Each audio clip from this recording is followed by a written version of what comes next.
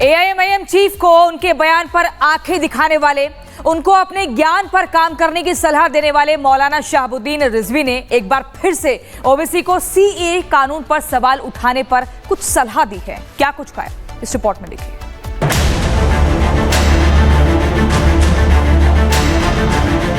इस कानून के खिलाफ हमको सदा एहतजाज बुलंद करना पड़ेगा। तो हमारे वक्फ बोर्ड में किस बुनियाद पर आप लाकर एक गैर मुस्लिम को बिठाएंगे? मैं उनको बताना चाहता हूं, सीए कानून का मुसवदा मैंने पढ़ा है, उसमें कहीं नहीं लिखा है कि किसी की नागरिकता छीनी जाए।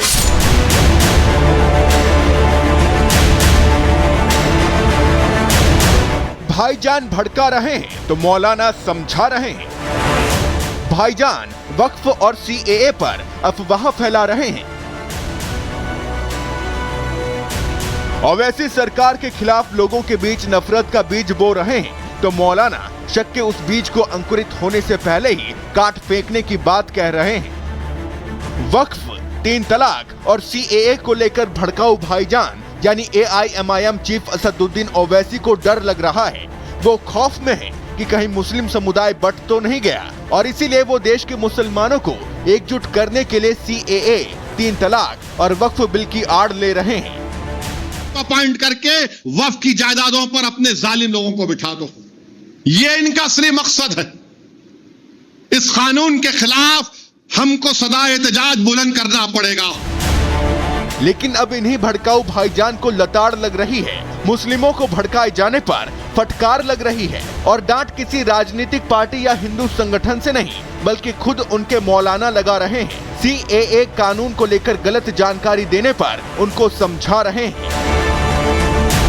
अपॉइंट करके वक्फ की जायदादों पर अपने जालिम लोगों को बिठा दो, ये इनका असली मकसद है। इस कानून के खिलाफ हमको सदा एहतजाज बुलंद करना पड़ेगा। सुनने में आ रहा है कि ईद के बाद पार्लियामेंट में इस बिल को लाया जाएगा। तो हमारे वक्फ बोर्ड में किस बुनियाद पर आप लाकर एक गैर मुस्लिम को बिठाएंगे? हम अल्लाह से दुआ करते कि अल्लाह, जो जायदाद का मालिक तू है, ये जालिम हुकूमत इन वक्फ की जायदादों को बर्बाद करना चाहती है।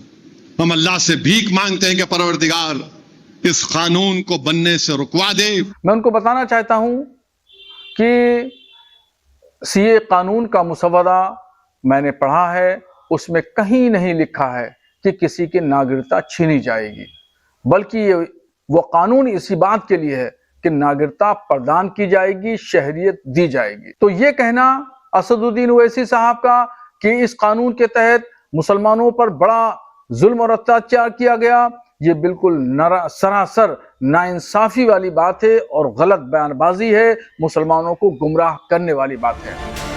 मौलाना शहाबुद्दीन यही नहीं रुके, उनके बैरिस्टर होने और कानून की जानकारी होकर गैर कानूनी बयानबाजी पर भी आईना दिखाया। ओवैसी साहब को कानून के माहिर माने जाते हैं, मगर ओवैसी साहब ने ऐसी बात कही जो गैर कानूनी बात है। उनको सबसे पहले उनको सीए कानून का मुसवदा पढ़ना चाहिए, स्टडी करना चाहिए, उसके बाद फिर कोई भ्रमित करने वाली बात कहना चाहिए। उन्होंने बगैर पढ़े लिखे मुसलमानों को गुमराह करने वाली और भड़काने वाली और भ्रमित करने वाली बात कह दी। ऐसे बाज आना चाहिए। कुछ मुस्लिम धर्म गुरु का साफ कहना है कि सरकार की मंशा पर शक करना, उनके कानूनों और जनता के लिए उठाए गए नेक कदम पर शक करना विपक्ष की नीति बन गई है और मुस्लिम समुदाय को भड़काना सियासी धंधा। Bureau report, Republic Bharat. AIMIM chief को उनके बयान पर आंखें दिखाने वाले, उनको अपने ज्ञान पर काम करने की सलाह देने वाले मौलाना शहाबुद्दीन रिजवी ने एक बार फिर से ओवैसी को सीएए कानून पर सवाल उठाने पर कुछ सलाह दी है। क्या कुछ कहा है, इस रिपोर्ट में देखिए।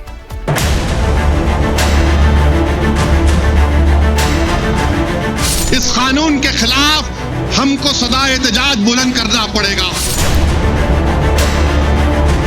तो हमारे वक्फ बोर्ड में किस बुनियाद पर आप लाकर एक गैर मुस्लिम को बिठाएंगे? मैं उनको बताना चाहता हूं, सीए कानून का मुसवदा मैंने पढ़ा है, उसमें कहीं नहीं लिखा है कि किसी की नागरिकता छीनी जाएगी।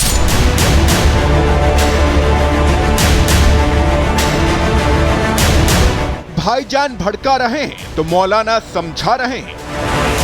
भाईजान वक्फ और सीएए पर अफवाह फैला रहे हैं। ओवैसी सरकार के खिलाफ लोगों के बीच नफरत का बीज बो रहे हैं तो मौलाना शक के उस बीज को अंकुरित होने से पहले ही काट फेंकने की बात कह रहे हैं। वक्फ, 3 तलाक और सीएए को लेकर भड़काऊ भाईजान यानी एआईएमआईएम चीफ असदुद्दीन ओवैसी को डर लग रहा है। वो खौफ में है कि कहीं मुस्लिम समुदाय बट तो नहीं गया और इसीलिए वो देश के मुसलमानों को एकजुट करने के लिए सीएए, 3 तलाक और वक्फ बिल की आड़ ले रहे हैं। अपॉइंट करके वक्फ की जायदादों पर अपने जालिम लोगों को बिठा दो, ये इनका असली मकसद है। इस कानून के खिलाफ हमको सदा एहतजाज बुलंद करना पड़ेगा। लेकिन अब इन्हीं भड़काऊ भाईजान को लताड़ लग रही है। मुस्लिमों को भड़काए जाने पर फटकार लग रही है और डांट किसी राजनीतिक पार्टी या हिंदू संगठन से नहीं बल्कि खुद उनके मौलाना लगा रहे हैं। सीएए कानून को लेकर गलत जानकारी देने पर उनको समझा रहे हैं। अपॉइंट करके वक्फ की जायदादों पर अपने जालिम लोगों को बिठा दो, ये इनका असली मकसद है।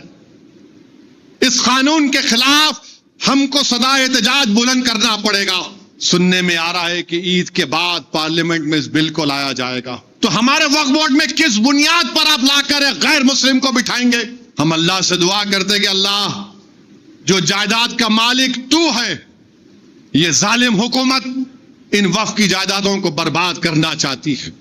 हम अल्लाह से भीख मांगते हैं कि परवरदिगार इस कानून को बनने से रुकवा दे। मैं उनको बताना चाहता हूं कि सीए कानून का मुसवदा मैंने पढ़ा है, उसमें कहीं नहीं लिखा है कि किसी की नागरिकता छीनी जाएगी, बल्कि ये वो कानून इसी बात के लिए है कि नागरिकता प्रदान की जाएगी, शहरियत दी जाएगी। तो ये कहना असदुद्दीन ओवैसी साहब का कि इस कानून के तहत मुसलमानों पर बड़ा जुल्म और अत्याचार किया गया, ये बिल्कुल सरासर नाइंसाफी वाली बात है और गलत बयानबाजी है, मुसलमानों को गुमराह करने वाली बात है। मौलाना शहाबुद्दीन यही नहीं रुके, उनके बैरिस्टर होने और कानून की जानकारी होकर गैर कानूनी बयानबाजी पर भी आईना दिखाया।